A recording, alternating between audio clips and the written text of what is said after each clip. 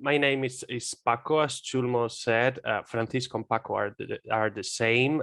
We go by two names in Spain. We have like a formal official name, and then people call us a different thing. So that's why I have two names. Your mother and father's name?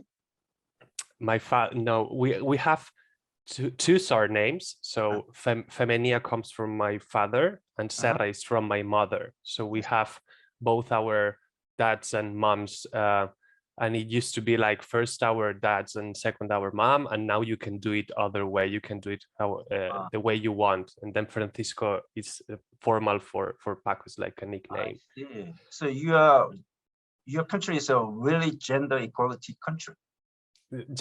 Sorry, you said? Gender equality.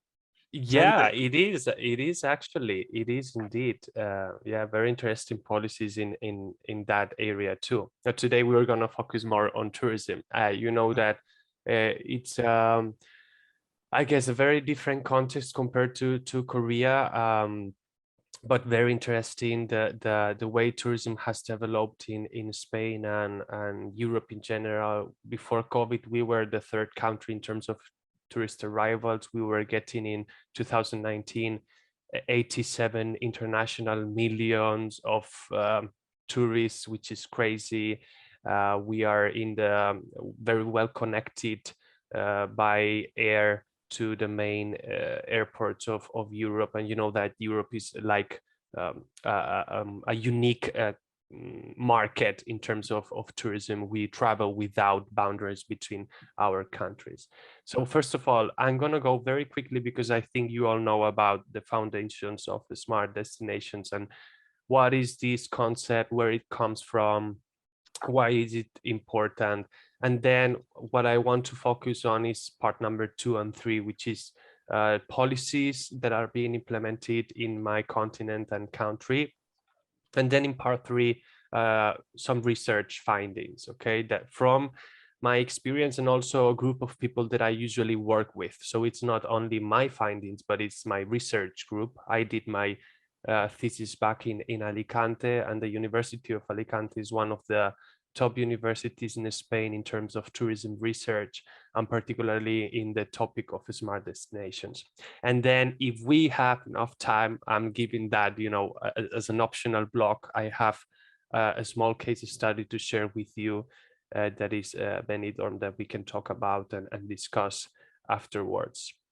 So first of all, let's go with the foundations. For me, it's a critical questions.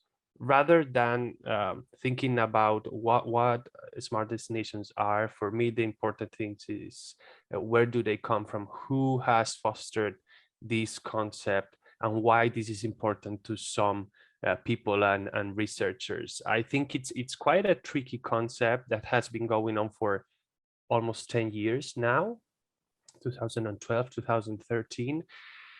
And you can see like a double origin. On one side, you can see that it's well based on a lot of papers and conference proceedings, especially by the IFIT community that we can talk about later.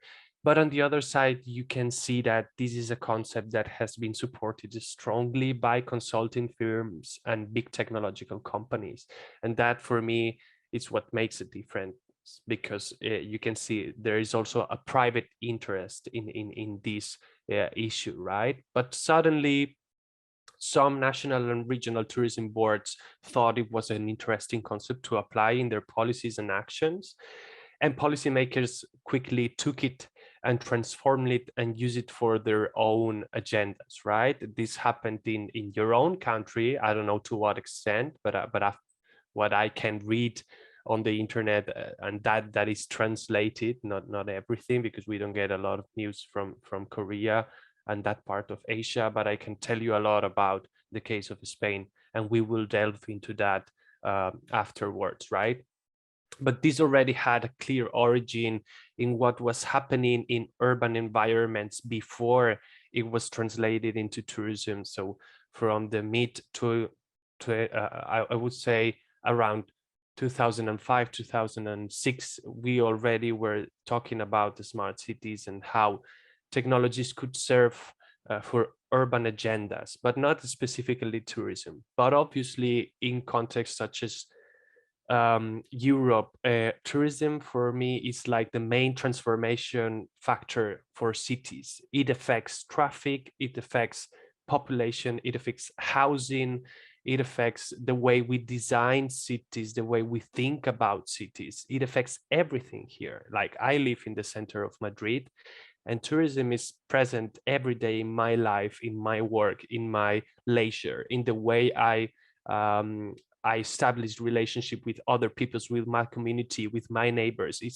permeates everything, because tourism transforms our reality, and it transforms the space, not only business, but also physical space, right?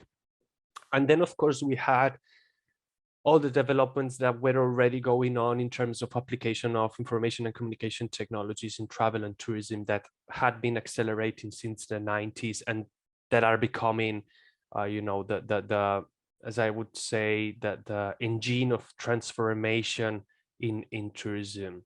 Obviously, Uli and her colleagues gave a very good definition of what a smart tourism is, and this definition has been the one most cited in literature.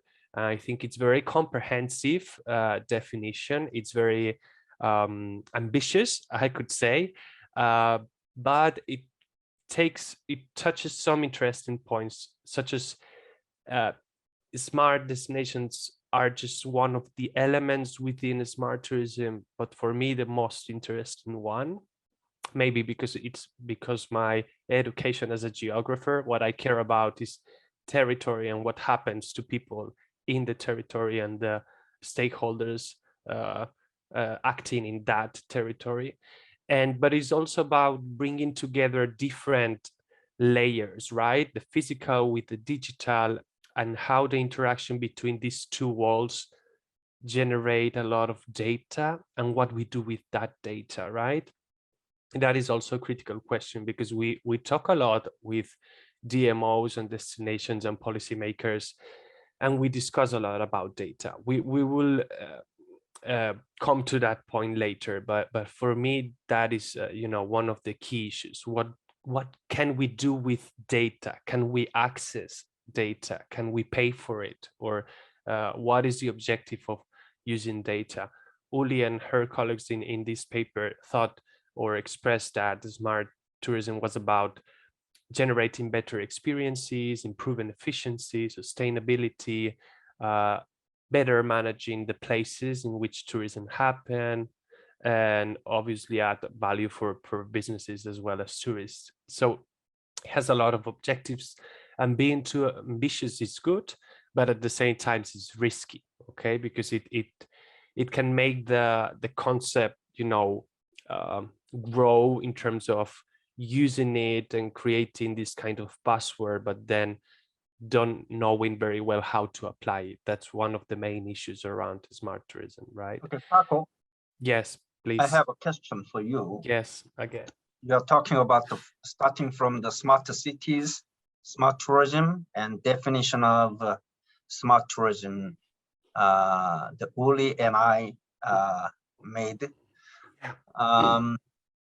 Actually, 2015 is early days of the smart tourism, which was focused on application based rather than geography. You said your undergraduate diploma major was geography, which is very critically important these days, converging with maps. So maps tell us what to do, where to go, how to do, what to go. Indeed. Everything is connecting to the geography. So geography, actually physical city, we call that is smart cities.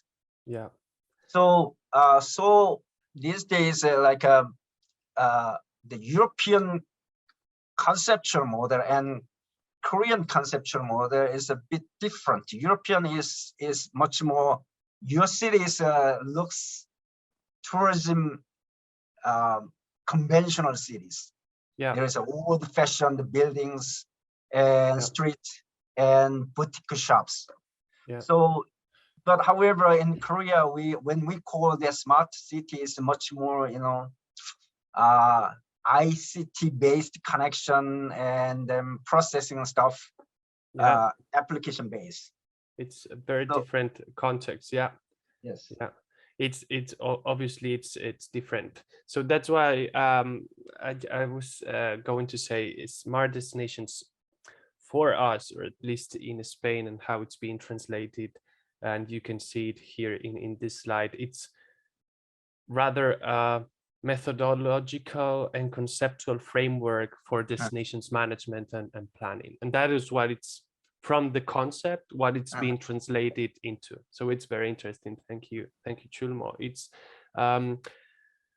one approach for destination management that is being used here as a way to adapt to 3 challenges that we have, or the main ones, which is digitalization, that is happening very quickly. Second, sustainability and everything that is related to climate change and the emergency to act. And here I want you to understand that in terms of climate, Spain is a very, country in terms of risk is very increased in the Mediterranean, southern Europe. We have already very warm summers. We don't have a lot of rain, so that puts that into the the spotlight of climate change, and it's affecting us a lot. We just had last week 40 degrees in southern Spain. That's crazy for the beginning of May. So can you imagine what it can be in 2050? It's going to be crazy. So destination managers are seeing in smart destinations a way also to approach this issue and start fighting climate change, because within the agenda of smart destinations, climate change and sustainability are also paramount. And the third issue, which is competitiveness, which is something the Spanish politicians are obsessed about, because obviously tourism is a big source of wealth in our country. It generates around the 12% of the GDP directly, and it affects a lot of other sectors. So we had a lot of jobs, and also jobs that are being completely transformed, because a lot of people are now shifting and changing jobs, and a lot of things are happening in the labor market right now in Europe and also in Spain. So it's a very interesting issue, how destinations are using this smart topic to adapt to this. Obviously, the concept has been the focus of discussion for the past 10 years in different journals, in different research centers, such as yours, such as ours, such as IFID, in many special issues, but also the attention has been given to this topic by many institutions, public institutions. That's also an interesting point, right? And I will talk about later about these institutions. We'll go into that deeper. And as I said before, and which makes this different also by consultant firms and big technological companies. So Microsoft, Cisco, IBM, and other companies in Spain, which are huge, like Telefónica. It's a huge telecom company that owns a lot of infrastructure.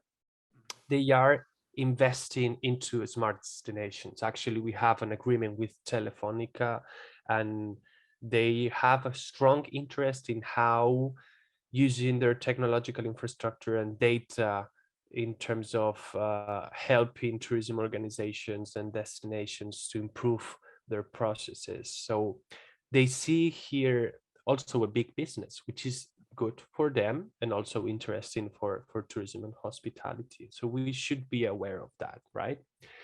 So my question here is, why so much interest? Why academia, policymakers, private organizations, researchers, governments from around the world, why do they pay attention to this so much, right? And I think the answer is business. Because there's a huge business behind the smart infrastructures, smart cities and destinations that was calculated to be of 100 billions with B for Barcelona, billions of dollars between 2010 and 2020. So that's business is real, but also many things are happening that are supporting the development of this movement, or you can call it, I like it also to call it a discourse or a philosophy around the smart destinations.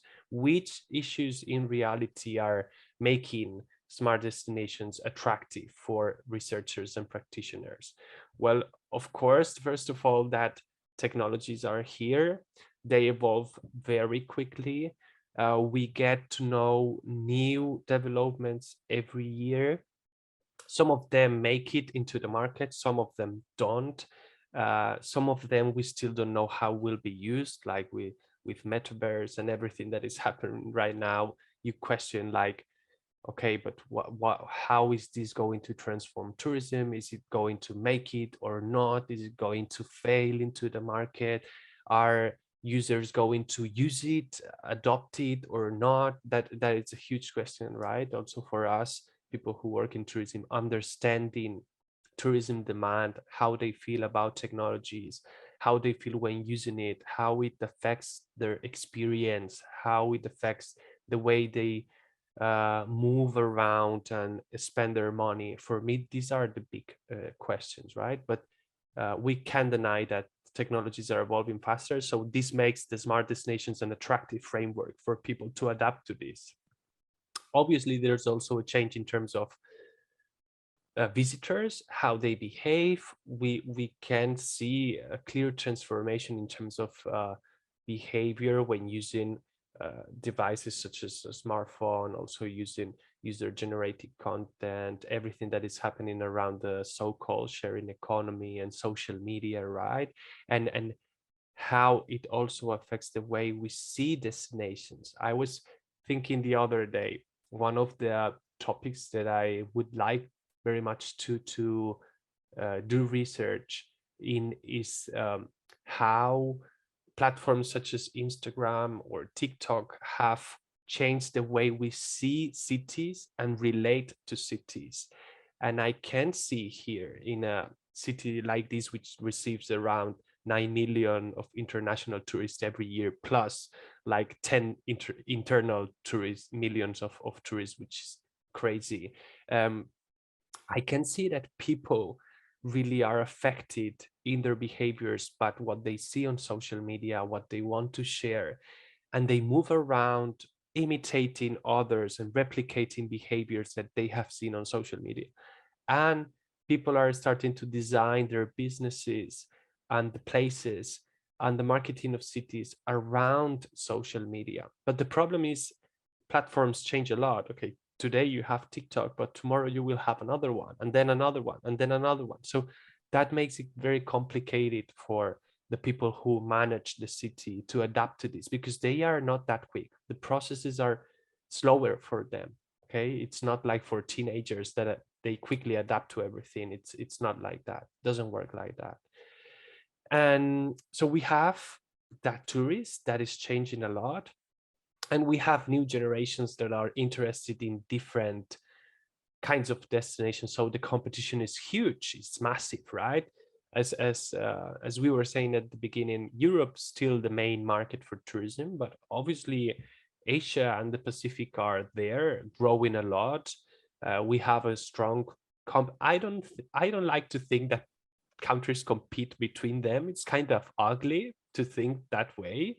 Like cities also, we don't compete with Barcelona. It would be stupid to think that way. I think well obviously we want to attract the same kind of people, but competing between people and countries is not an idea that I like very much. Obviously Asia is growing because the population is bigger, the economy is getting bigger, so it should have biggest proportion of tourists, obviously, because that's where most of people in the planet live. Is like when people say, oh, China is growing a lot, their economy is becoming huge, obviously, because they are more people. So the usual thing to happen, or the normal thing, would be for them to grow, right? So for me, that is not a problem. But it's true that in Spain, some people are concerned that we are going to lose the position that we had for the past 50 years.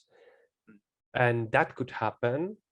But for me, that wouldn't be a huge problem. If we can't be number one, we can be number 10, and this is still fine. It's not a big deal. But you know, in this country, tourism has given so much to society in terms of wealth. For you to understand, I mean, your country also went from the 60s to the 90s. You made a huge jump in terms of development. In the 60s, Spain was probably the poorest country in Europe. Yeah, it was, and thanks to tourism and also the industry that was implemented in the country, we made a big jump, and in one generation we saw a huge change in terms of lifestyle and everything that we had. And also tourism also helped this country to change a lot the mindset, because we were a very traditional religious country, very different to northern Spain, to northern Europe. And that changed in just 10 or 20 years, which was a huge change for this country. And we became equal with the rest of the European Union, right? We entered the European Union, and that made a huge difference. So a lot of people are afraid that we lose this position. Let me talk like this. You know what? Your explanation is quite very reasonable and well explanation about current situation of your country. But you know what? From the perspective of Korea, we are really jealous about your country, which has a lot of plenty of good destination, beautiful place, and very good, you know, dinings and food. Yeah, and culture. I know it's a very attractive country, but the people who live here are a bit more as critical. a tourist, which is I want to go to Spain for fun, enjoying, but as a tourism professor, as a tourism business, we are really jealous about your country, because we are not enough good characteristic tourism place, just like your place, Barcelona, Madrid, and well, I'm sure you have a lot of attractive for a lot. Your country and your destination, you already ready everything. You just utilize Facebook, YouTube, Google, and TikTok, Airbnb, whatever, which is already operated by global platforms. Yeah. And you're providing your country physically, and then you're making money from the tourist. Yeah, but it also creates a lot of problems, Chulmo. It's it's a two-sided coin. It's for us. I mean, you need to understand what I was saying before. We have 47 million people living in Spain, and we get 87 international million tourists. It's okay. It's massive. Okay, so that generates a lot of wealth. But I want to also share with you the other side that also generates other problems. So it's not everything beautiful and perfect and big business. Yeah, that's one of the sides of reality. I understand. But it also generates another side. Okay, so and of course the smart destination discourse or approach also works in terms of sustainability, because a lot of destinations are working in terms of efficiency in the use of public lighting, for example, so energy, public transportation, water use. As I was saying before, we're a country that doesn't get a lot of rain, especially in the south and the east, so we need to use very carefully of all the water that we get. You cannot water the plants, you know, forever. You have to be very strict in terms of how many liters of water people use also at hotels. So we beg at the tourists, please use only the water that you need, because it's a huge asset for us, and we need to be very careful with that. And also the waste that we generate and how we recycle all that waste. So we also need to plan for a public transportation that is very efficient around cities, thanks, I don't know, to I guess to the policies that were implemented some years ago. We have in this country very compact cities, so we live in high buildings, I guess, like in Korea, and that's a good thing for public transport because it makes it work well. It's not like in the US, right, where you don't have like these metro systems. In Madrid, for instance, we have one of the biggest metro networks in the world, and it works very well. So that makes it easy not to use a private vehicle, which is good for climate as well. And obviously, and going back to the issue of data, tourists today generate a lot of information when they use transport, accommodation, when they search on social media, share their GPS location, pay with their smartphone, credit cards, interact with sensors, write reviews. So that generates a huge amount of information. But the question here is, what do we do with this data, right? Can destinations use that data? That for me is one of the questions that we could only answer partly, right? Because in order to use that data, we need also financial resources, we need technical knowledge and human resources. We need people working at institutions that know how to analyze data. But this is a big need. This is a bit new to the institutions, so they don't have like young people educated in analyzing data. So that is happening right now this year. So the city councils and the governments are starting to hire people that analyze data for them. But that didn't happen like 3 or 4 years ago. It's something new, because the problem is also that data analyzers, people who know about this, they prefer other jobs where they get more money, and institutions can't pay them so much. So you go to a big company and they pay you 3 times more than a city council. So they have a huge problem in attracting that kind of talent that can help them analyze the tourist data, right? So we have an issue there. And also in terms of who owns the data, right? Because we said when you use credit cards, tourists use a lot of Visa and touchless payment here, contactless payment here in all the businesses and restaurants and hotels. And that generates a lot of information, which is very interesting for DMOs and businesses. But that data belongs to banks, and you need to buy the data to banks. But the institutions don't have the money here to buy that data. So for instance, I was talking to a DMO manager last year, and they wanted to buy the banking information for 1 month last summer for one small destination in one bank, one of the biggest banks of Spain. So they would get how much each of the tourists was spending, in which items, where in the city, and the bank asked them for 30,000 euros, which is I don't know the conversion in your money, but 30,000 euros is like $40,000 more or less. So it's a lot of money for a small city council, and they said, okay, no, we can't pay for that.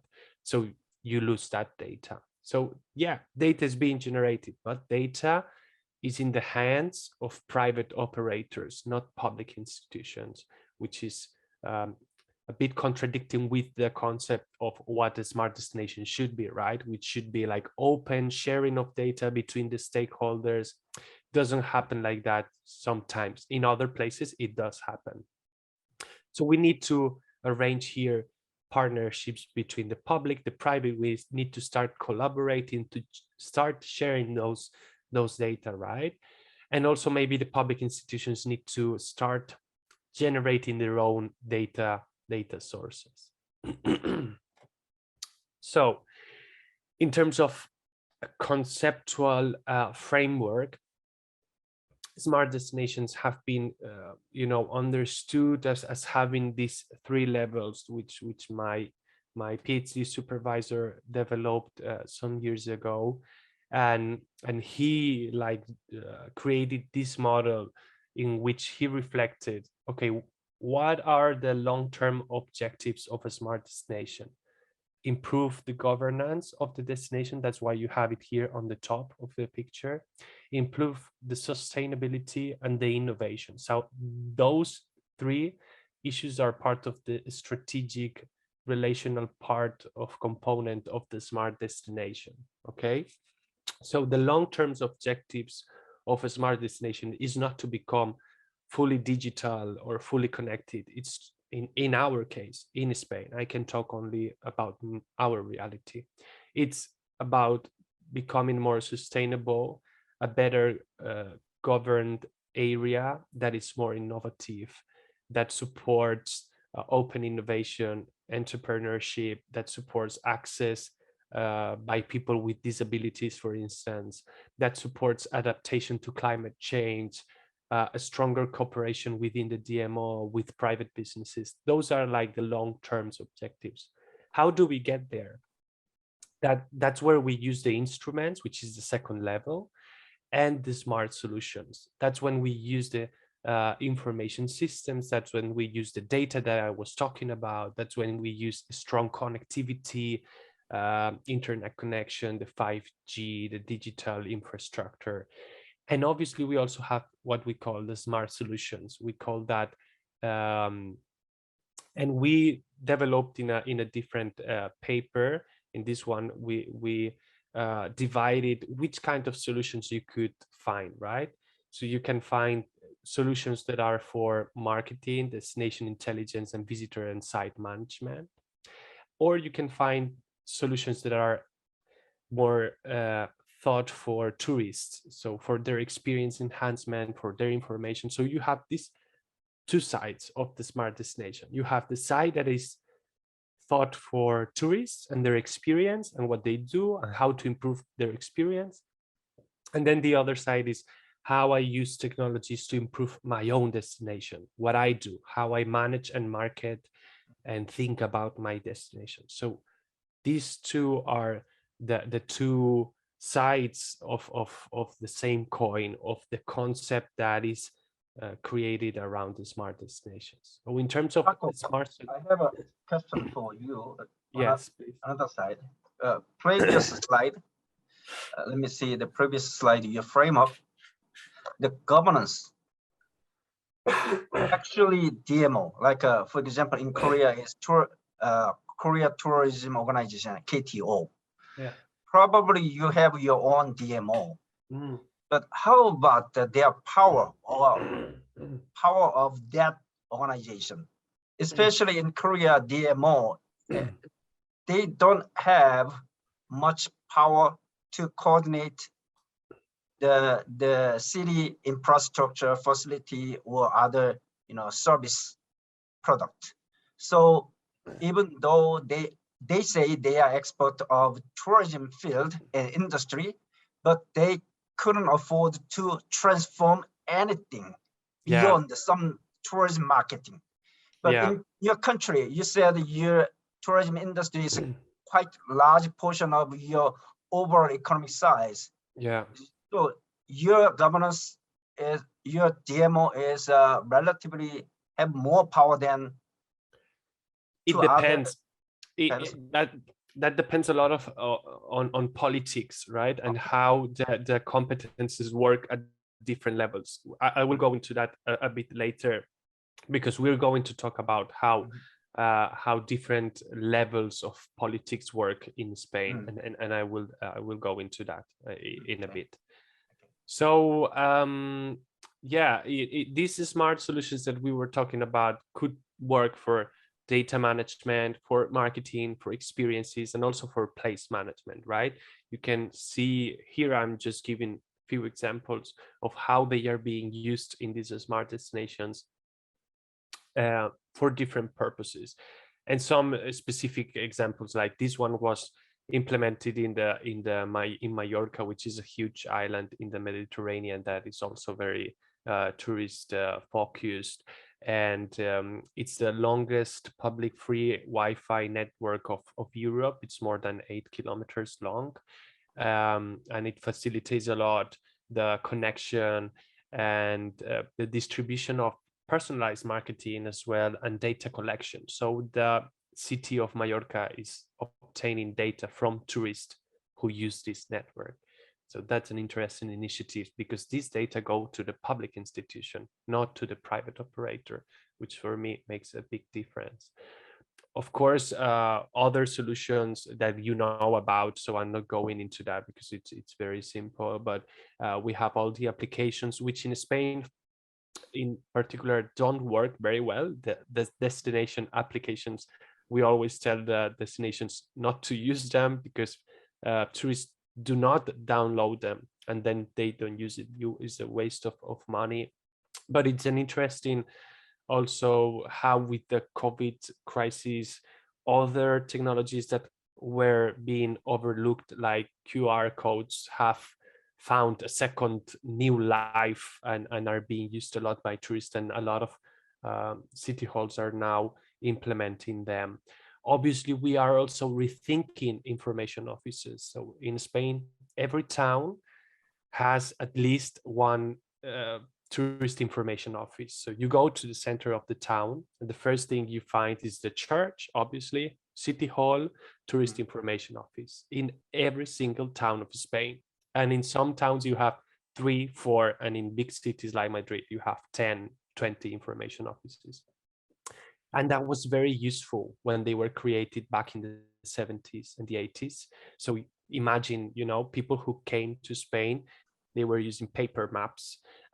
It was a different culture, it was a different language, because even if we are connected with the European countries and we are like one big family, one big country, we have a different language.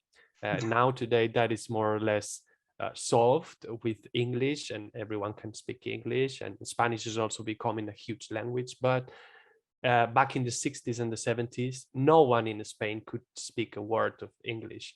Even today, if you go to, real authentic Spain, most people won't be able to say good morning to you. So that's because we're not a minority language. We have our own media, our own films, books. We have a huge language and culture. So people think I don't need to learn English because I can, have a normal life just speaking Spanish. This is not like people in Finland. Obviously, they speak perfectly English because they are a very small country with a small language, and you need to, develop into a bigger world.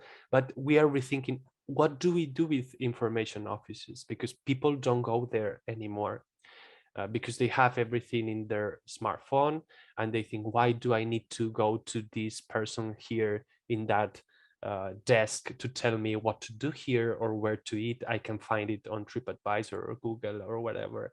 So we are starting to think, okay, what do we do with this infrastructure that we have created? How do we rethink these places and what they do? So we are creating a tourist information 2.0, or a smart tourist office, where the experience is around technology and interaction, and also it's like a space to rest and to talk and to print your map and to use a public toilet. That sounds a bit crazy, but we are a country that has no public toilets. And that's in all the surveys that we get from tourists. It's like one of the main problems, like, you don't have public toilets.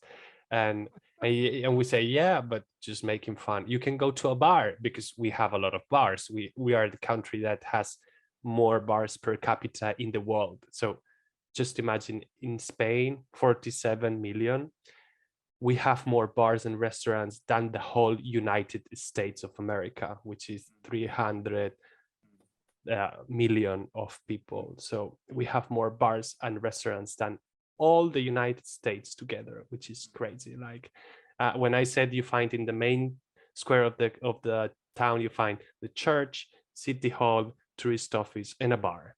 Okay, that's the usual. My question. Why you didn't provide public restroom to the tourist?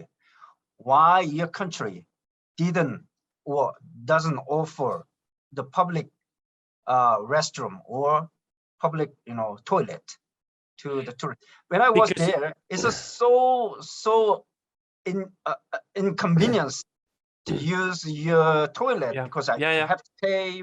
Everything is money. But here in Korea, everything is free for public toilet. It's different. It's the culture. It's thought that you don't need it because you have a bar. So if I no, it's true, because what tourists don't know is that you don't need to buy anything from a bar in order to use their toilet. You can just ask, can I use your toilet, please? And they will say 100% of times, yes, you can. It's for free. You don't need to buy a bottle of water or a beer or anything. But it's part of our culture, because bars in Spain is like going to your second home. It's like people spend there in small towns all the afternoon just playing cards and, you know, talking. And it's like where we socialize, where we spend a lot of time. So it's part of the culture. So in terms of tourist office, we're also rethinking what to do with these places, right? What we can offer that is different, or that changes a bit the concept of a tourist information office, right? And finally, we're also using in smart destinations here technologies for crowd management. As I said, it can get very crowded in cities and coastal areas, also in the summer. So destinations are implementing cameras, geographical information systems combined with sensors to monitor and control how many people access a certain square or a certain beach. We also have a big problem in terms of access to the public beach. So all the beaches in Spain are 100% public, and that is amazing, but it also creates a problem in terms of access.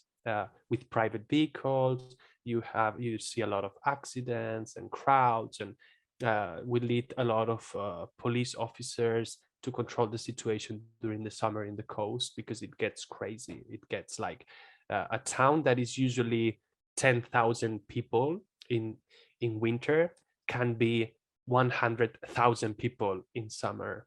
It gets like out of control. So how do we manage also this with technologies? They can be really helpful. So we're starting to learn this in destinations. It's just something new to them, and it's happening within the framework of the smart destinations. Let's talk about policies, okay? I need to go a bit faster if I want to cover everything, but I'll try, okay? Obviously, smart destinations are part of a bigger international agenda by the United Nations. We have a lot of conferences going on in terms of developing smart destinations. But here, I would say that we have an opportunity to transform tourism into the center of political agenda in Europe, because it's very aligned with 3 objectives of the European Union. First, everything related to research and the program that we have, Horizon, that we had before. It's a new one right now, in which digitalization and sustainability were the main focus of all the research that has to be developed in Europe. So policies in research go for smart destinations because they are very aligned. Second, the European Green Deal. And third, the climate neutrality in 2050, which we want to achieve. So it goes very well with the discourse around the smart destination. It fits very well, okay? This, I don't need to go into that, but the European Green Deal wants to transform Europe into a digital and green country.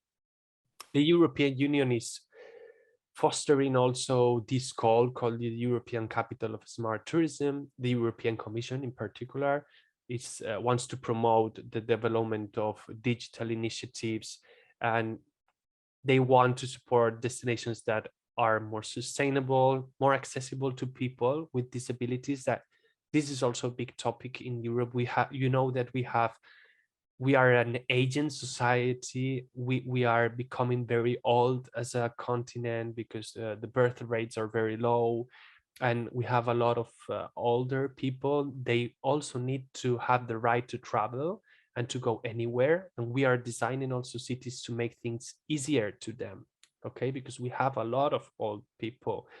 More than 23% of the people in Spain are over 65 years old, but they still have a pretty normal life in terms of buying and consuming leisure and all the activities. So in this call of the European Capital of Smart Tourism, cities present their bid to the Commission, and they select a winner in each of the categories. Okay, these were the first winners of the competition back 2 years ago, and they offer a prize and support to these cities.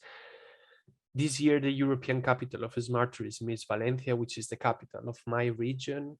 A city that I know quite well, that are doing very interesting things in terms of becoming a digital and sustainable cities. They, for instance, one of the initiatives they carried out was calculating the tourism carbon footprint of the city.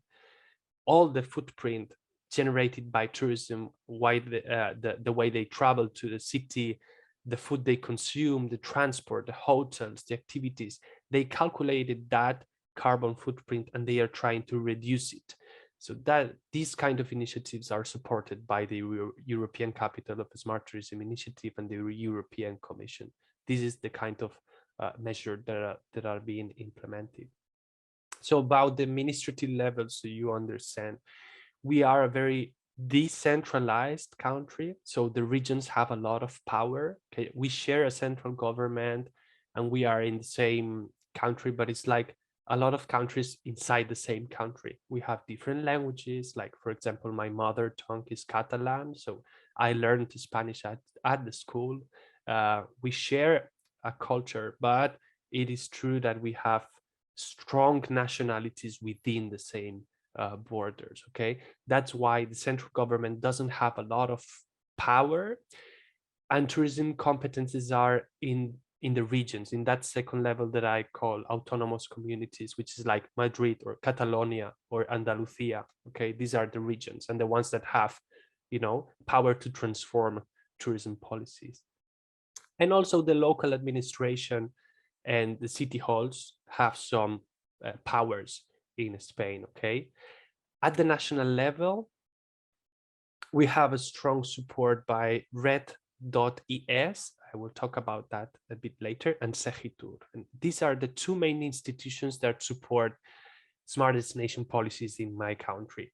These depend on one side on the Ministry of Industry, Commerce and Tourism, and the other side, the Ministry of Economy and Business. Okay, so these are the two main ministries in charge of that.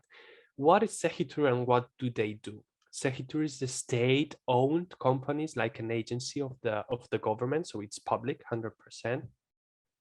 And all they do is support the transformation of tourism destinations and tourism businesses into digital. They want to support the digitalization of Spain in terms of tourism, and they are in charge of the Smart Destinations program in Spain.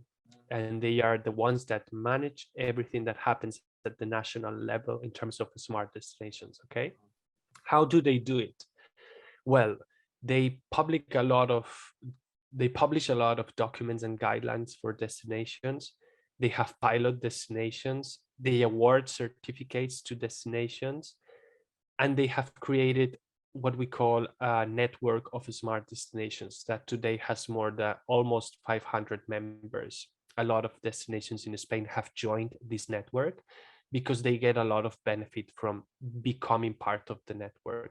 They have a model, which is the one that you can see here in the corner, in your right-hand side, and that is the smart destination model of Segitur. So Segitur is promoting a transformation of destinations through a model, through a methodology that they apply in each destination. So what they offer is support to the destinations and money so they can become smarter destinations. I will go into money a little bit later. Here's my question. Segitur is take responsible for the tourism IT and digitalization for destination and smart trip destination. So we can call that is DMO. No, it's not the DMO. Okay, it's a public company, but focusing on digitalization, some sort of things, data technology, right? Exactly. So here's my question. Yes. SECUTUR is play part a lot in Spain, and the UNWTO, United Nations of Tourism Organization, is located in Madrid. So which is very huge impact to the tourism, industry and country. So is that maybe there are huge benefit and advantages for SECUTUR connecting to the same country, UNWTO. That's why they got the power? I don't think so. I think they are separate things. They obviously have contact, but it's different institutions and the objectives are very different. So United Nations World Tourism Organization is more of an international agenda, and SECUTUR is very focused on what happens in Spain. And for example, SECUTUR is funding, is giving money.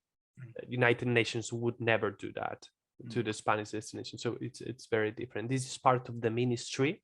So it responds to national policies and to what the political party in charge in that moment wants to do and has in its agenda. United Nations do not respond to political agendas.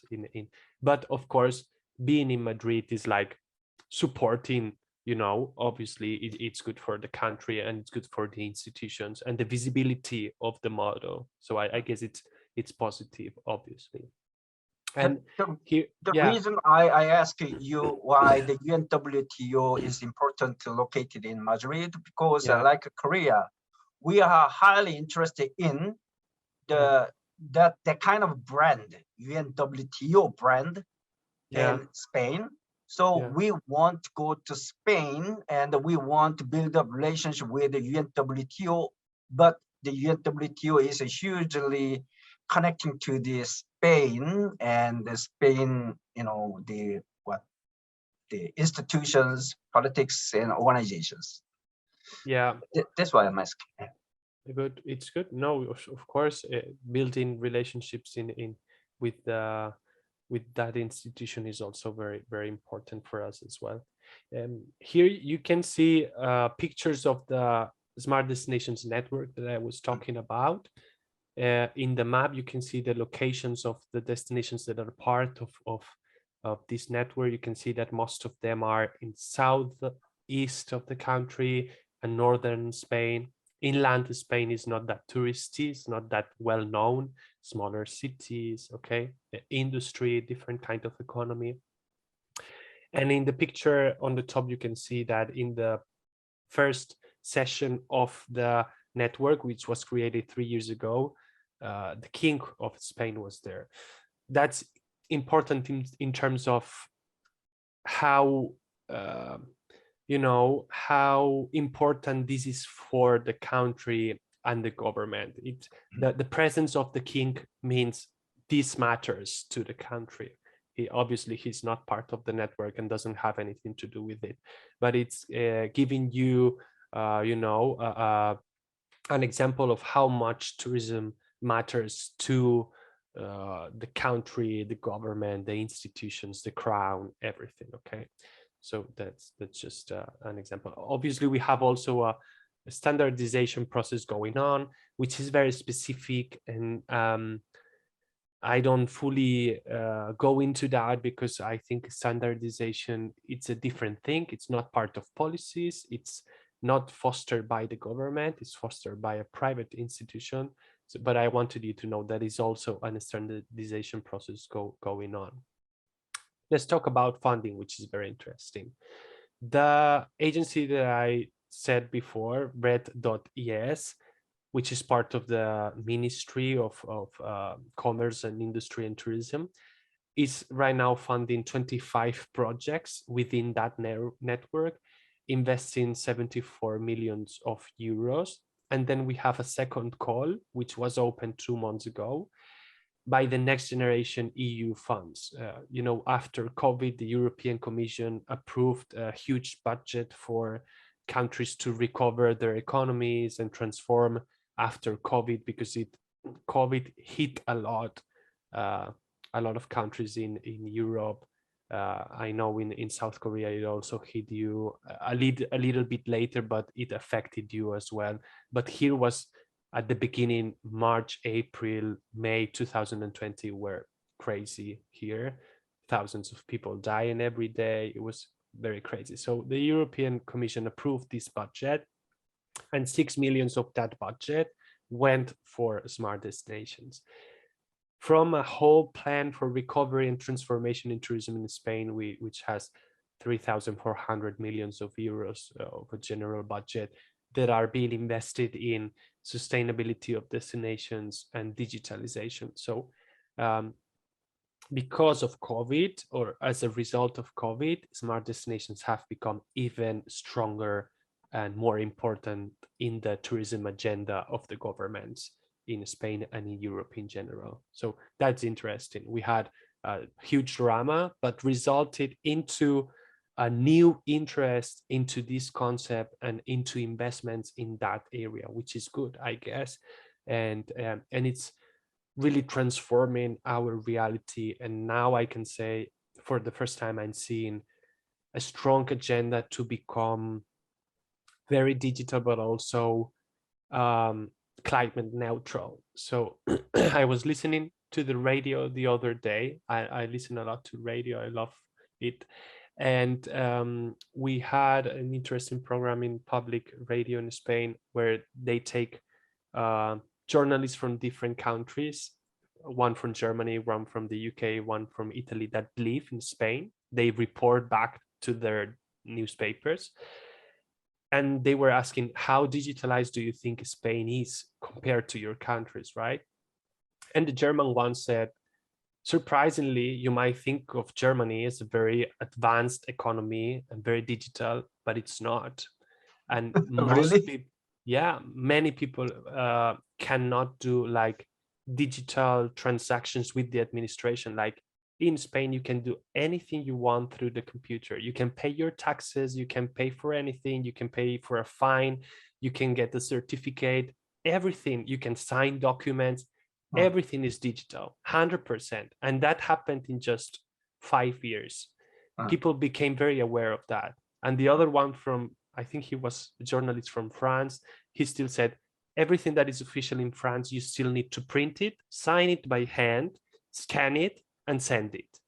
So it is, I think, Spain, an interesting country in terms of, in some issues and aspects, we're still a traditional country, and in other topics, we are very much digitalized and modern. So it's an interesting situation right now. We are seeing the transformation these years, which is amazing. And even people above 70 years have become aware of the need to do this, also with COVID. At the regional level, the support depends on each government. Some destinations, for example, in my region, in Valencia, have invested a lot in this smart strategy. We have in Batur, the Valencian Institute for Tourism Technologies. They have created their own network, their own model. So they do a lot this. They support destinations in their transformation as well. And also belonging to this network gives access to potential funds. So again, it's all about funding and projects with money, because sadly, without money, you cannot transform many things, right? So it's about money and policies. When I was back at the University of Alicante, we used to collaborate a lot with them. We developed a set of indicators for smart destinations, and they were applying it in the region. A lot of destinations are using our indicators to assess their situation and their progress in terms of smartness. So that was interesting initiatives. And we did a lot of workshops with them. We published books for them. We were somehow, the academia and the destinations, working together in the same project. We had the same objective. We wanted to help them, and they were helping us at the same time to understand what the smart destinations are really about in the ground, in reality. Okay, these concepts that we have, these theories are good, but what happens when people read this and they want to do something? What do they do, right? That's what we were trying to understand. And that's why we had so many meetings with them in the past in my region.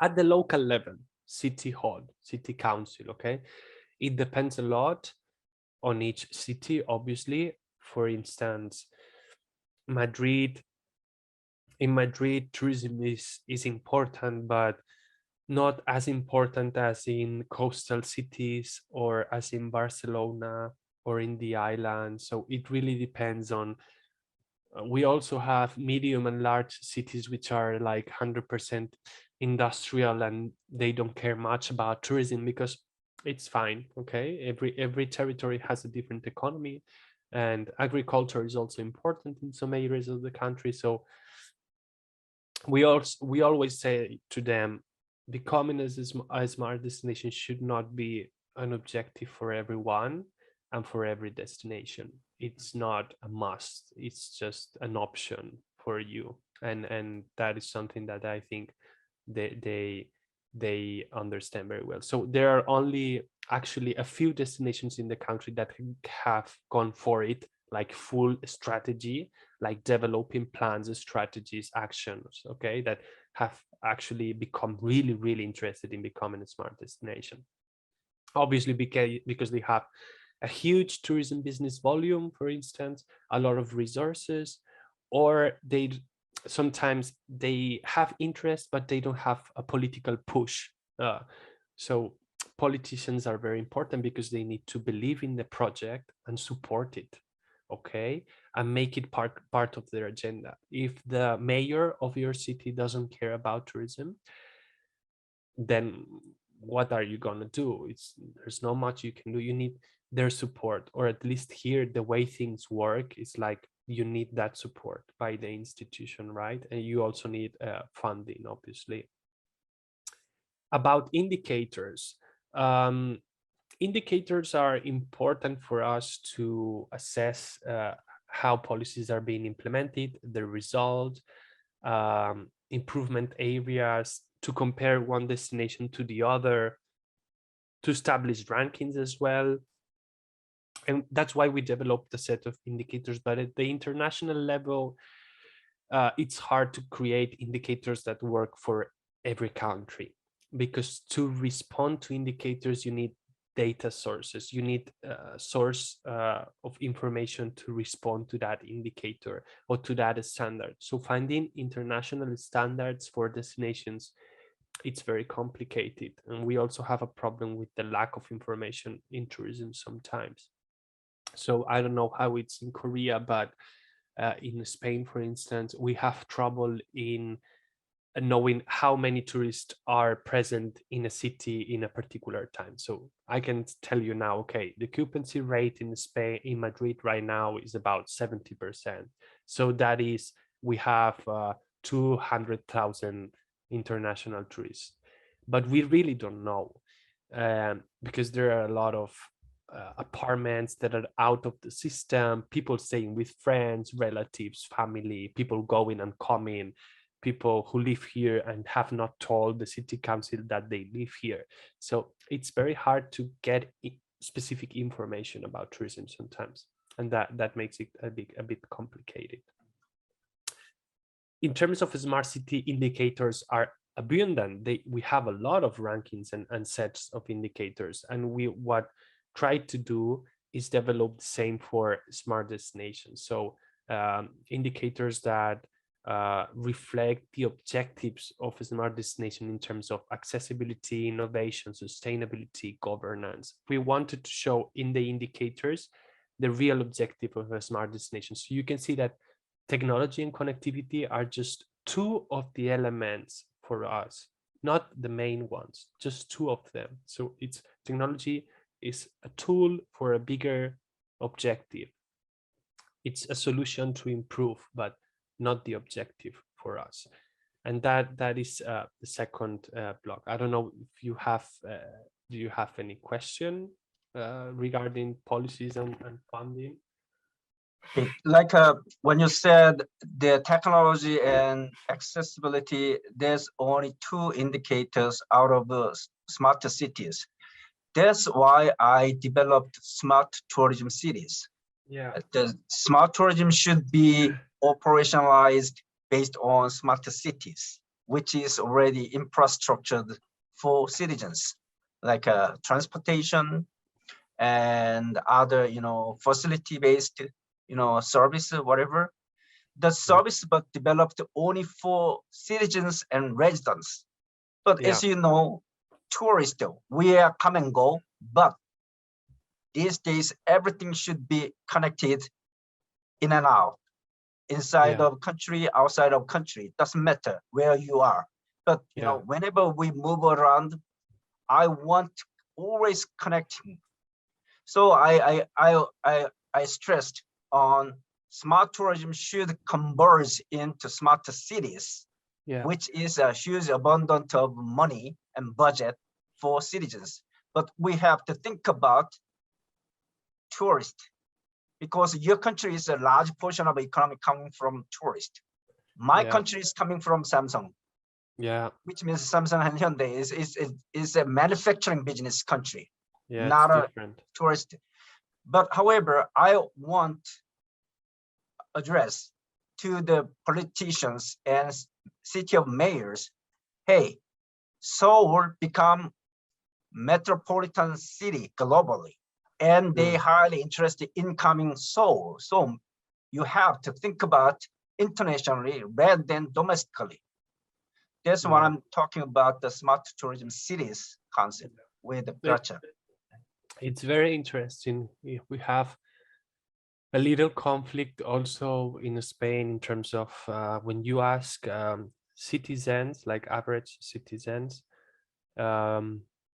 obviously they pay their taxes and they vote, so they think policies should be designed for them. And the problem with tourists is that they do pay taxes when they come here, but they do not vote for politicians. And that creates a lot of conflicts. And like, how do you involve people into becoming part of the tourism policies? It's not something that a lot of people care about. They care about other things, but a lot of people are starting to understand in Spain that tourism affects their lives, so they should pay attention to it as well. It affects their lives in a positive and in a negative way.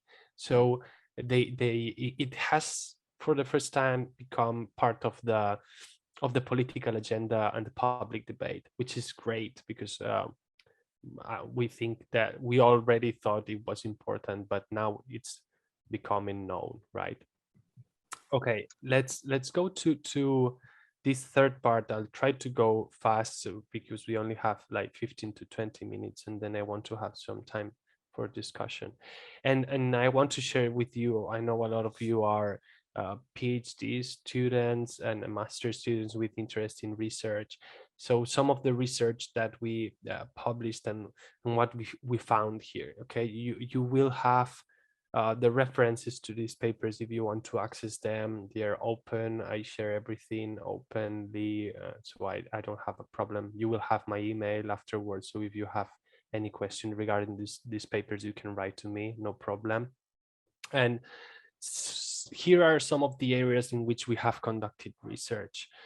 First of all, and particularly in my case, I was very interested in which were the roles that tourists play inside the smart destinations. And then we looked at specific response by some segments like millennials. We also studied the effects of smart destinations on tourist experiences, the potential impact of smart solutions on destination management and marketing, a lot of indicators that I will share with you afterwards, and also how we can plan for a smart destination. So In Spain, we have a long tradition of tourism planning, like developing plans, strategic plans for tourism since the 70s and 80s. And now we're starting to see the first smart destinations plans, and we have analyzed those plans, what they say, what are the objectives of those planners and policymakers and how they do it.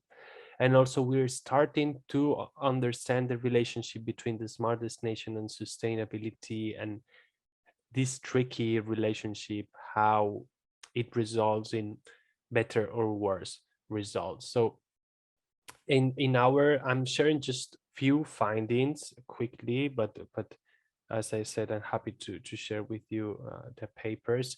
We have observed that we are transitioning into a much more digital tourist that needs personalized services, that businesses are being adapted to their needs and their preferences in terms of technology use, data sharing. However, we also found that there is a limited, I don't know how to say, predisposition or willingness to use technology and share data in some cases. And also this raised the question of how do we want tourists to be part of the smart destination agenda? How can we involve tourists in designing and planning for a smart destination?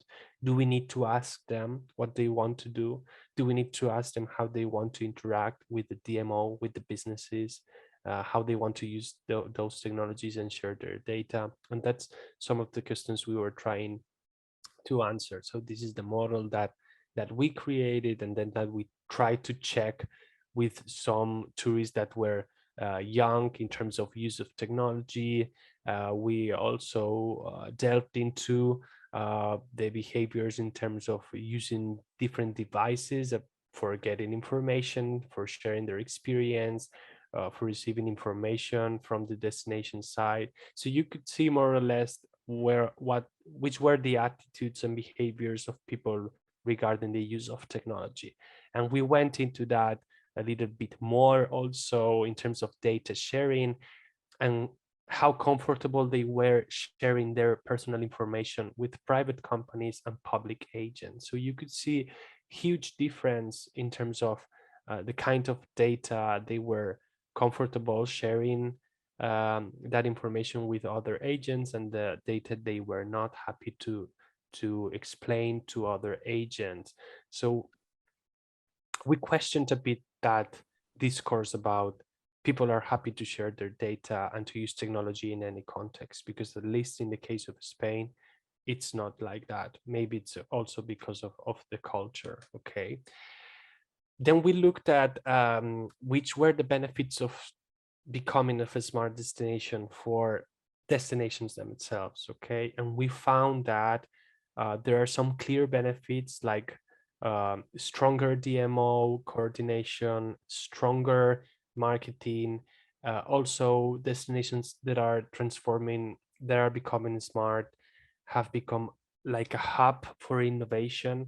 They are more open to interact with technological companies. They are more open to new solutions, to innovative solutions.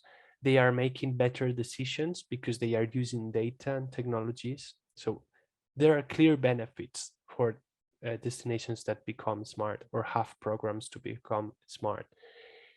The benefits for tourists are more uncertain. We cannot see a direct relationship there. We find like mixed results. I will talk about it a little bit later. In this case, we studied the case of Benidorm, which is the case study that I want to share with you later if we have time. In that case, we did observe that through the Smart Destination project, they were becoming stronger in terms of innovation, research. They were paying more attention to collaboration with technological companies, and they were getting a better reputation in the sector and in the industry in general. That is having real effects in this destination. In this particular case, we don't say that it's happening everywhere, just in this case, which is the one that has a stronger agenda to become a smart destination. but also that creates new, not conflicts, but it creates new kinds of relationships that didn't exist before. So it's a new ecosystem. A new ecosystem is born. That's very interesting, with new agents that didn't play a role before, like technological companies, which is very interesting for tourism, and how technology and tourism become part of the same agenda. That is very stimulating for us as researchers. Looking at the indicators and sustainability, we could also find that destinations have become aware of the importance of sustainability within smart destination plans, but we don't see that the discourse is being translated into real actions in most destinations. So we only found a few real initiatives within smart destinations that are addressed to sustainability, carbon footprint, energy efficiency, also the quality of the water and the oceans, for instance, biodiversity. We couldn't see in the plans of a smart destinations a lot about real sustainability rather than a discourse. So we found there's the risk of greenwashing in this discourse, because there is also a lack of long-term planning. As we were saying, sustainability requires long-term planning and real actions now, right? We don't see that in smart destinations for the moment. It might change in the future. We conducted a research in that moment, right? We also need more data and information, so it's not always easy to access those plans and the actions. That some destinations are happy to work with us and collaborate, they share openly their information. Some others are like more afraid of doing that, because they don't like researchers doing questions and asking, why do you do that? Where do you spend that money? Where does that money come from? They say, woo, woo, woo, wait, why do you want to know all that? Okay, so we become friends, we collaborate with them, but it's not always easy to get into the real issues, which is what we are interested in, right?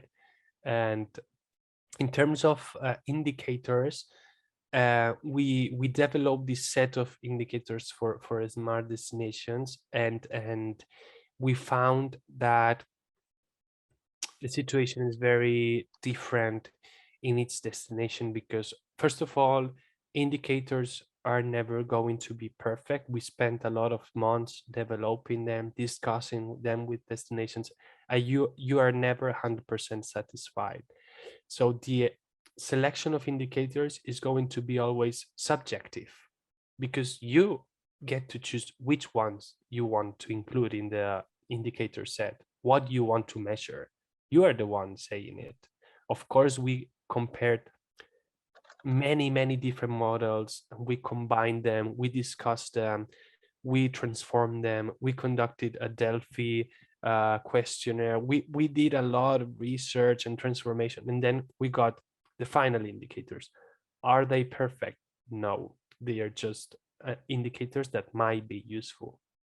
And then we applied them to the destinations, and we could see a huge difference from one to the other, because their territories are different, the reality is different.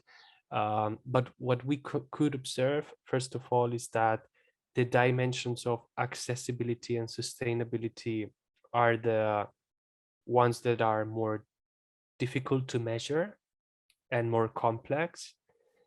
And then we also observed that a key issue was the dependence on external funds to develop their plans, and that is an important issue also. We'll talk about this in the case of Benidorm.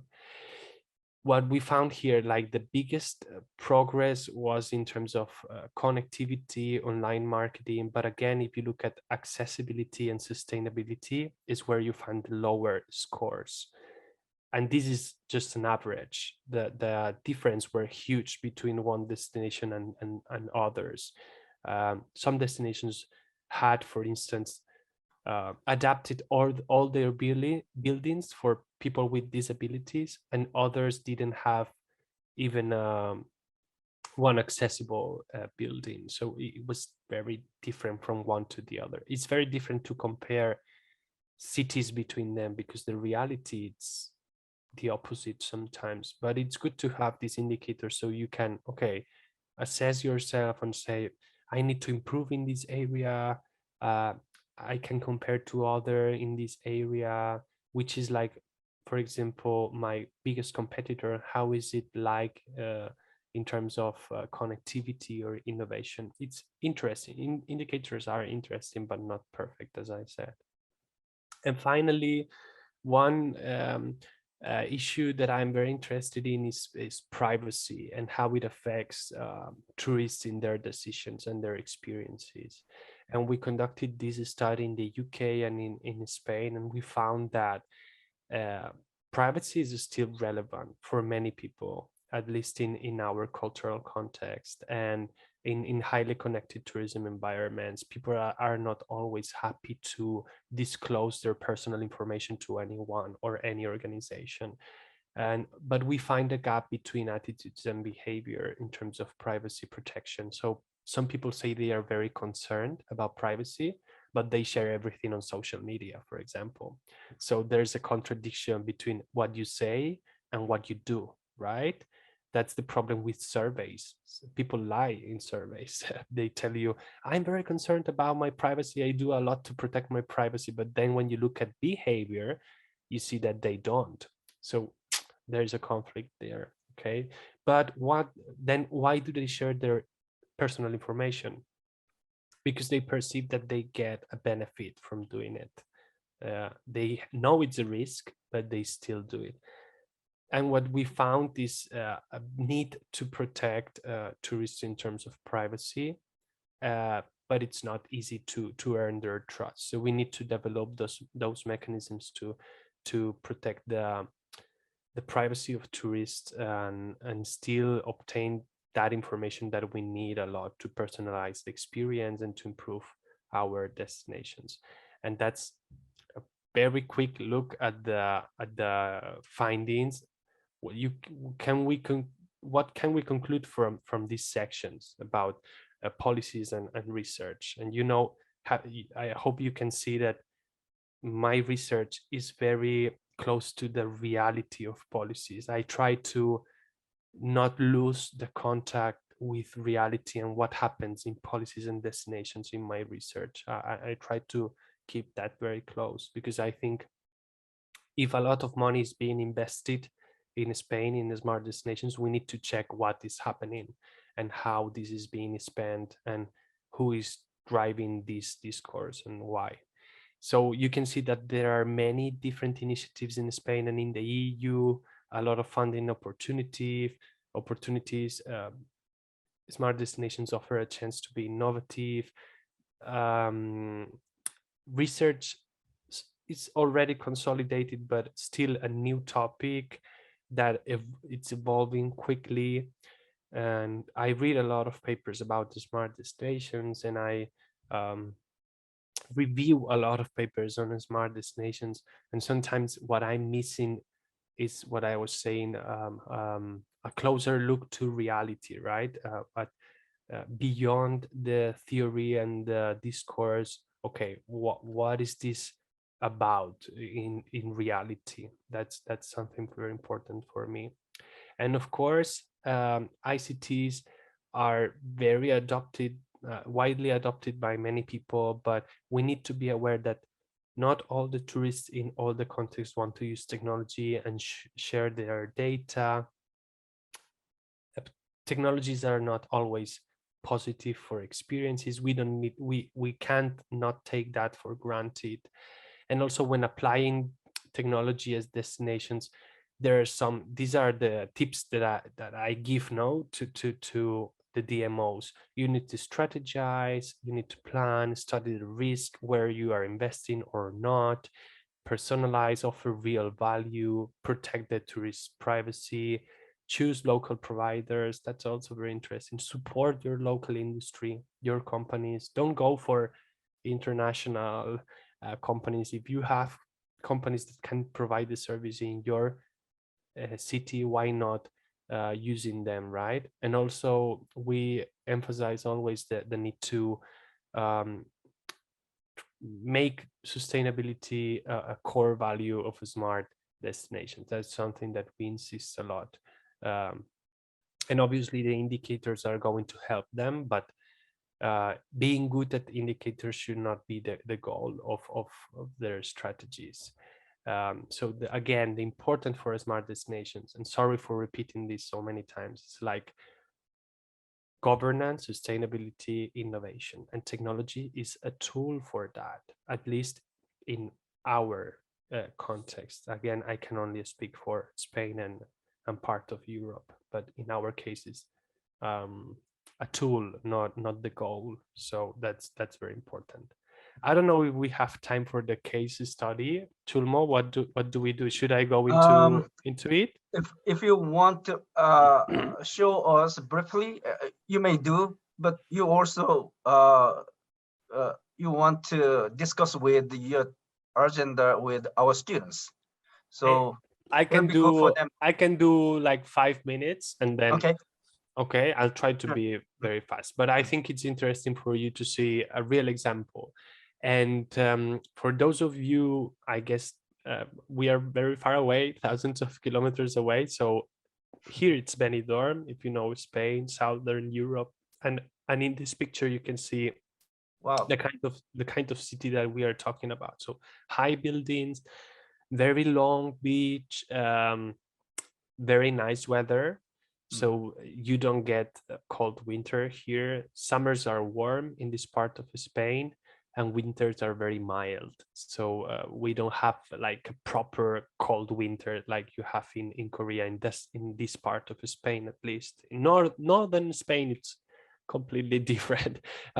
We are very diverse in terms of climates also in Spain, because we have northern Spain is like the UK or Netherlands in terms of climate, and southern Spain is like Morocco.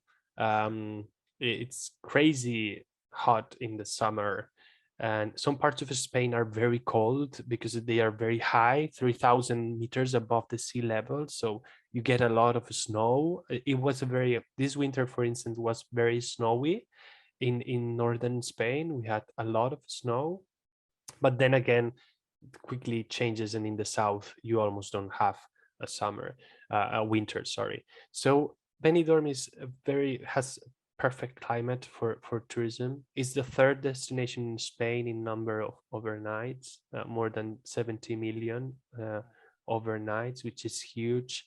Hundreds of hotels in high buildings. There is a high occupancy rate during the whole year, so not only in summer, but especially in summer. In the months of July and August, you almost get 400,000 people in the city, for a small city of 70,000 people. So you can imagine how prepared the infrastructure, the services are. Everything is planned and thought for tourism. This city was born thinking about tourism. It was designed for tourists, not for people to live there. It's a whole different thing. It's a whole different story. It's not what happens in every destination in Spain. It's this particular case, okay? It's this reality. So it went in the 60s from being, as you can see in your left-hand side, a fishing village of 2,000 inhabitants, very small, no buildings, to what you can see on the right-hand side. Huge city with a lot of buildings, very crowded in summer, thousands of people everywhere, but very well organized at the same time. So it works very well. It's very efficient in terms of crowd management, and they have a long tradition of 70 years of how to manage tourism. So they are very experts in this area. But it gets bad press because people say it's ugly, buildings are huge, it's not sustainable, how can you go there, right? It's like, this is the opposite to sustainability. But there have been many studies that have proved that Benidorm is much more sustainable than many other destinations that don't have these huge buildings, because having huge buildings, despite what it looks like, it's being sustainable. because it's very efficient, right? In terms, you know a lot about this in Korea. It's efficient in terms of energy, water. It's about efficient in terms of parking, in public services, right? So this has been called the Benidorm Effect, which is one of the most eco-friendly places to go, despite the high buildings. It's much more sustainable than this other model that we have in Spain. So every blue spot that you see in that picture is a private pool. It's a swimming pool. We have millions of swimming pools in Spain because of our climate, but this is very unsustainable. Because you need a lot of water to fill those pools and to water the gardens of these private houses, which are detached houses. So we have these two models, right? Hotels in high buildings and private rental homes with their own pool and garden. So what they call the villas, right? So we have, which is more close to the model you would find in California. Actually, a lot of people, when they visit Alicante, they say, wow, it looks like California because of the landscape, the climate, and the type of buildings that we have. So you have these two models. The one in hotels and high buildings is the sustainable one. It's the good one. And it's the one that Benidorm has. Benidorm has been able to cope with many crises in the city history. Like, it has gone through many crises and it always recovered again and again. So it's a very resilient model, and it has a very strong DMO called Visit Benidorm. I know them very well. They do things the right way. They understand that tourism is the main economic activity in the city, and they need to always be innovative in order to remain competitive and to compete. I said it doesn't like the word compete, but they know that there are many other places that can offer the same. So why am I going to pick you if I can go to southern Italy or I can go to Greece? Why go into Benidorm, right? So they understand this and work for it. Obviously, tourism has a huge impact for the city, the economy, the residents. They have a lot of information on tourism activity, and they have a lot of investors, and the business organizations there are very powerful. That's also a key issue why the Smart Destination project works very well there. So around the Smart Destination project, it has been pushed by the local, the regional, and the national administration. So all the administrations working together in the same project. A lot of millions of euros have been invested in this past 7 to 8 years, I would say, the project. They have created a new office with new people. They have hired new personnel, equipment. They have implemented a lot of smart solutions that we talked about before. So they have created a whole infrastructure, physical and infrastructure around people and their abilities and human talent. In our paper, we looked at the model of Benidorm. I already said it, so I'm not going into that. You have the paper, you can have a look if you want and ask me anything. And in 2019, we received a group of people from Japan, from Tokyo, and they wanted to learn about the model and translate that into Japan, and because they are also have some interest in smart destination projects there. So the model is becoming a reference for many international destinations, and they are really looking at what this city in the Mediterranean is doing and how can we adapt this to my reality, because this is not something that you can copy and paste, something that you need to develop for your own territory, for your own problems. And sorry to share with you this in Spanish because it was just published some months ago and it's not in English. The government is going to create a huge hub for tourist data in Benidorm. So they are creating this huge building for data analysis for the whole country, but it's going to be located in Benidorm, and it's investing 130 million euros in the project. It's going to be a huge project for the city. So from a tourist city, it's also becoming a technological city and technological hub. Benidorm is going to be the headquarters for technological companies as well. So that's why I said it's a very interesting moment, because a lot of things are happening at the same time. Yeah, fusing technology with tourism. So which are, and with this I'm gonna to finish right now, which are some of the challenges? First of all, smart destinations are being driven by political agendas, so we need to be careful with that.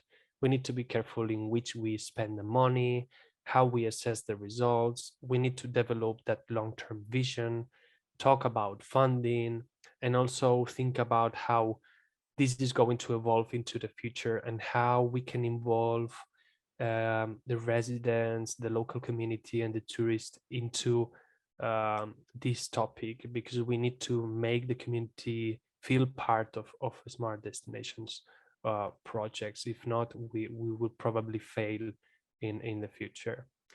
And that's it. Thank you. Wow, Paco, you are really expert. Sorry to be so fast. And my voice is like out. Your voice is very charming, like your face. Okay. Thank you. So you are introduced a new city to Korea, Benidorm. We are only interested in Barcelona, Madrid, and that's it. And well, from now on, probably would go Benidorm. I hope so. Okay, students, you can ask whatever you want to know him. It's your turn.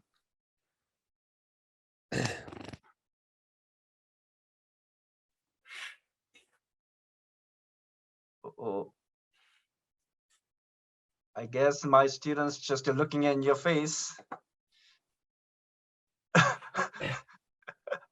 Oh my God, sorry about all this COVID thing. It's just terrible. I feel sick a bit after half an hour of speaking. No problem. Okay. Go ahead, don't be shy. Yeah. You can ask me anything about research or the tourism reality in Spain. Are you curious about anything about my country, how tourism works here, or hospitality? I'm happy to answer any question not related to the presentation as well. Okay. Yes. Ask his telephone number. Hi. Hola, Dr. Paco. Hi. Hi. First of all, thank you for your presentation today.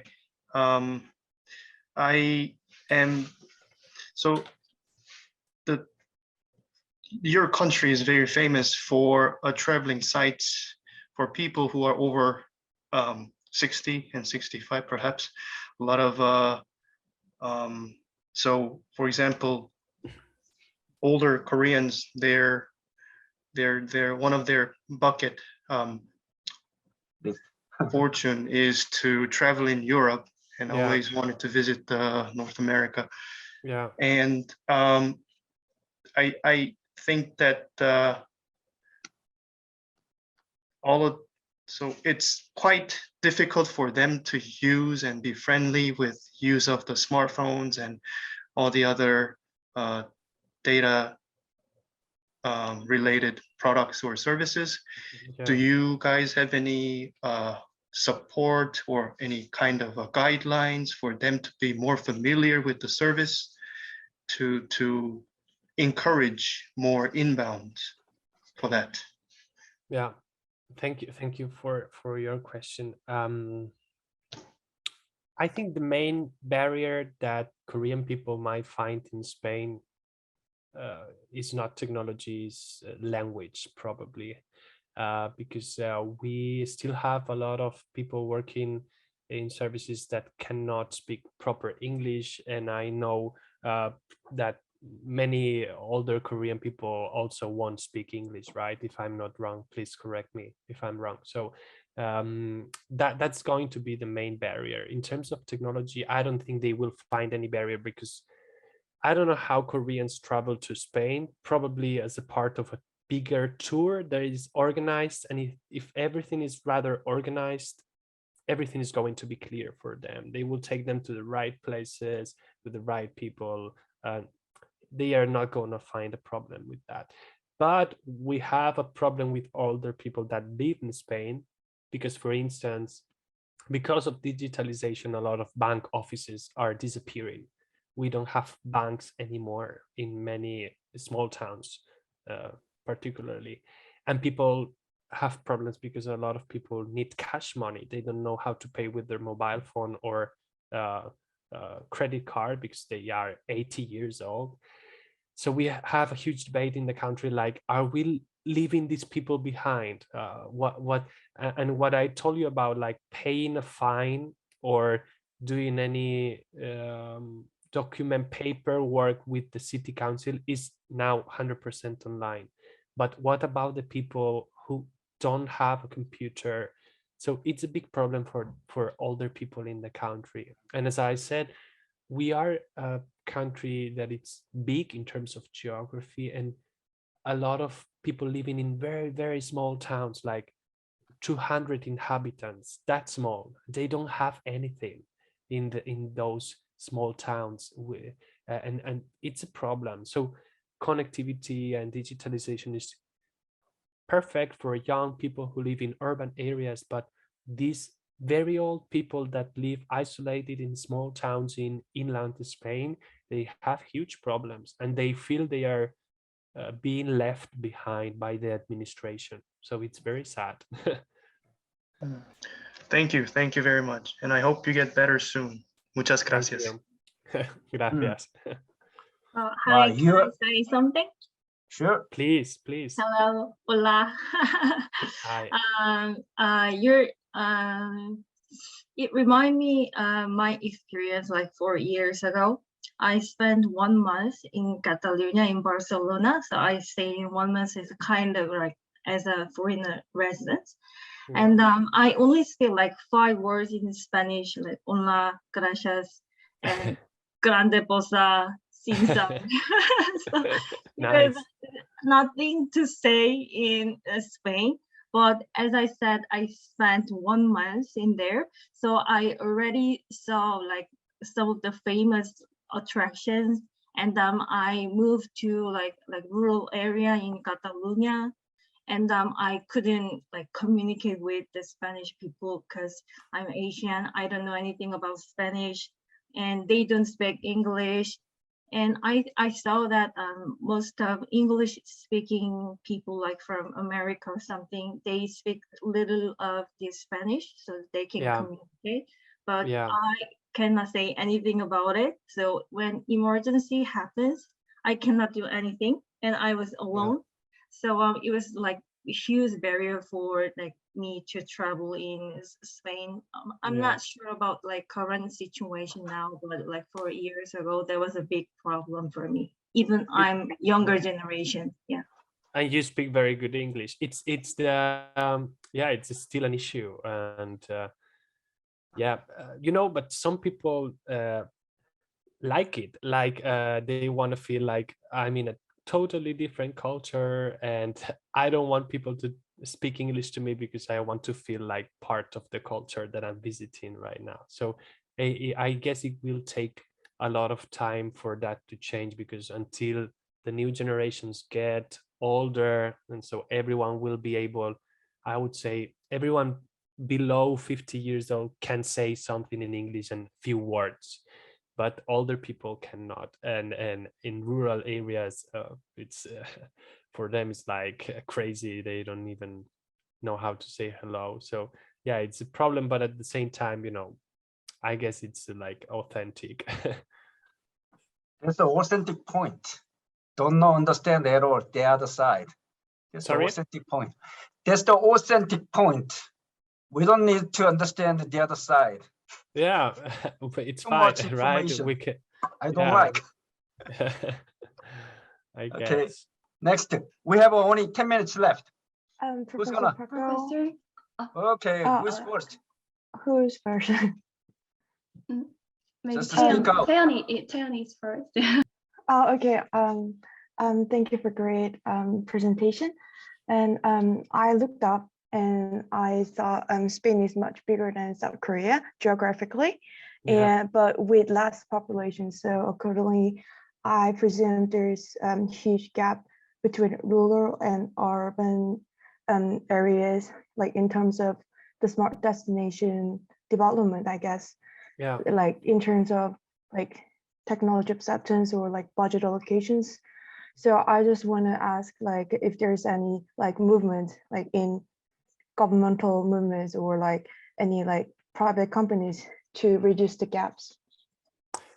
Yeah, we have, thank you for your question. We have, as you were saying, a huge difference between the coast and the big cities where most of the population live, except for Madrid. Madrid is in the city, in the center of the country.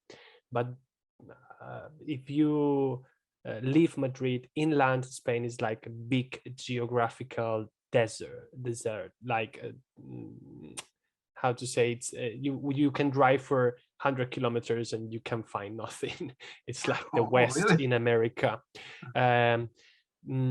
So these territories don't offer a lot of opportunities for young people, and we have a huge debate about how are we going to do to keep these territories alive and attract like young people who can work there. And they are working like implementing a lot of good internet connectivity, so digital nomads can live wherever they want inside the country, not only in big cities. And also tourism is helping a lot in creating business in these isolated areas. So tourism has become like the main economic sector in natural rural areas, and it's an alternative compared to agriculture. We were a very agricultural country many years ago, but those people left and moved to the cities. So now all the population and everything is concentrated in the cities, and we have huge part of the territory that is dying. And it's very difficult to solve that because people in Spain don't have many children, and I think you have a similar problem in Korea with birth rates.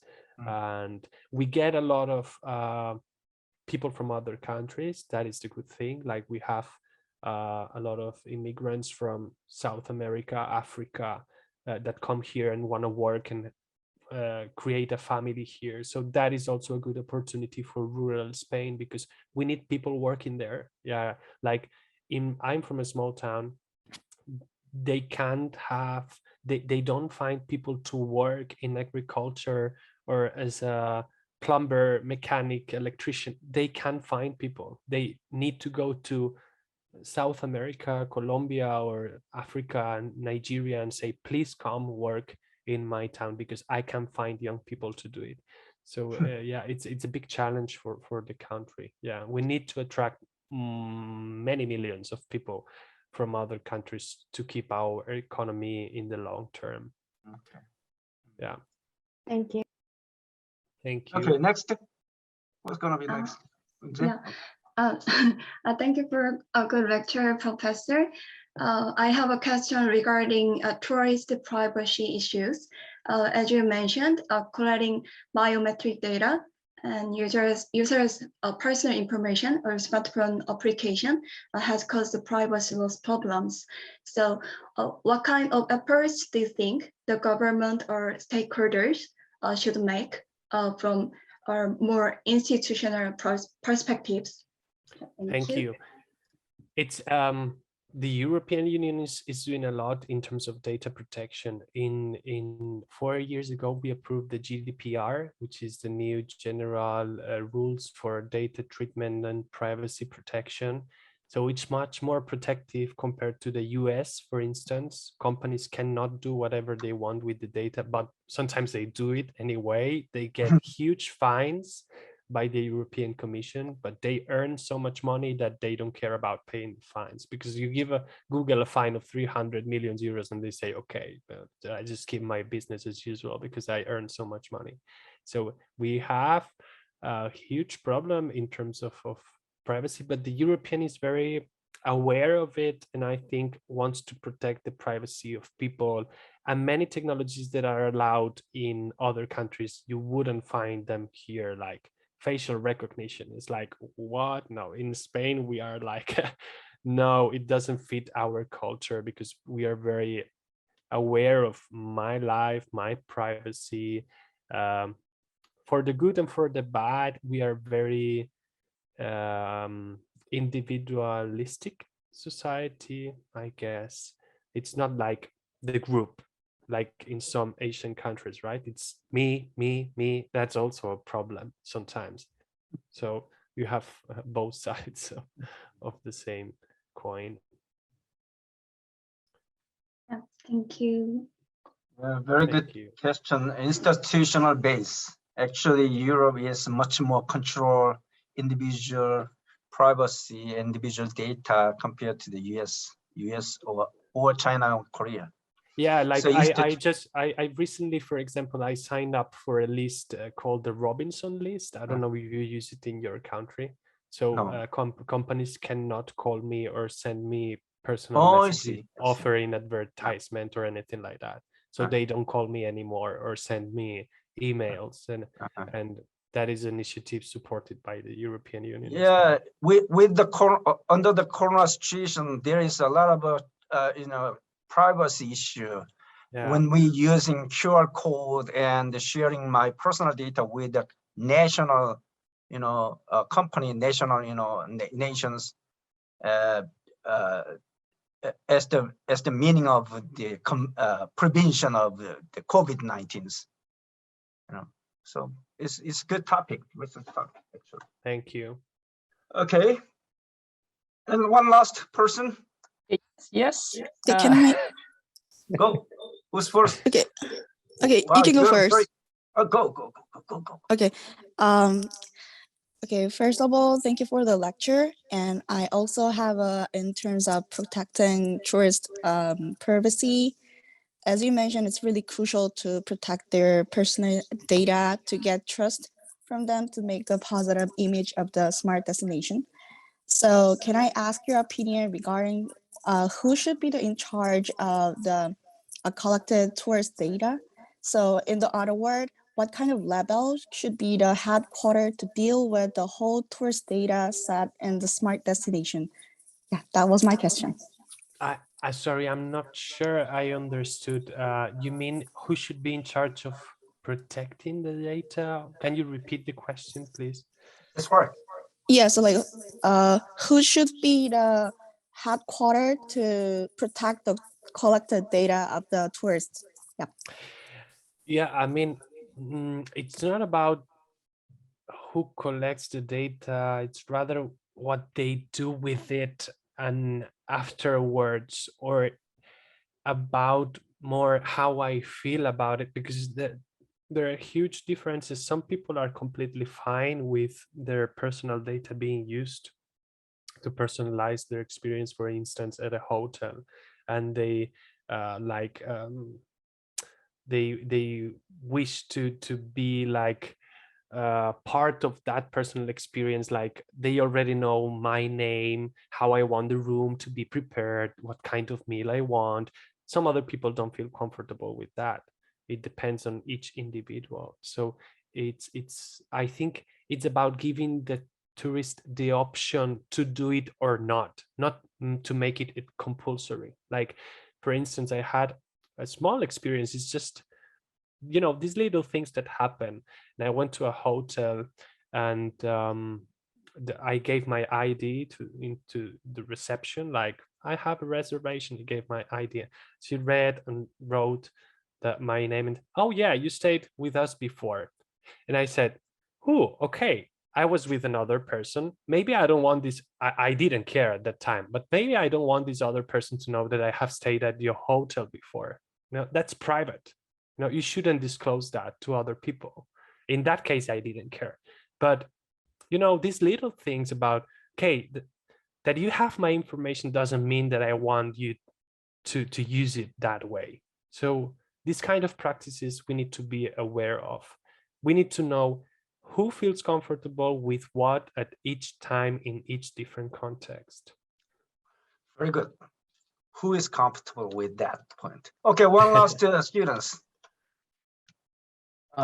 Yes. Okay, go. Yeah. We have 1 minute. Okay. It's okay. Don't worry. Yes.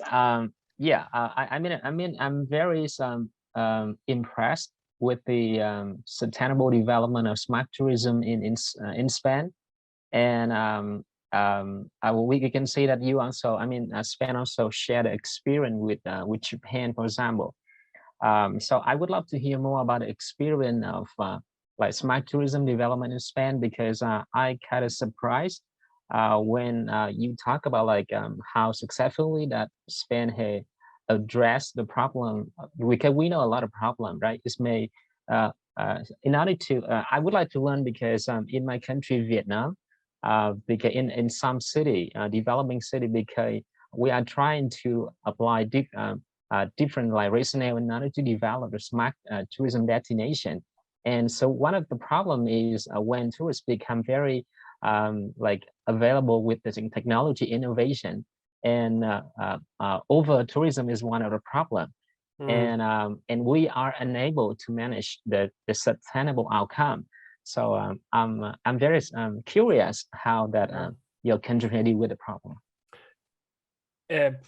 The problem is still there with over tourism. We have not solved it. Sorry about the bad news.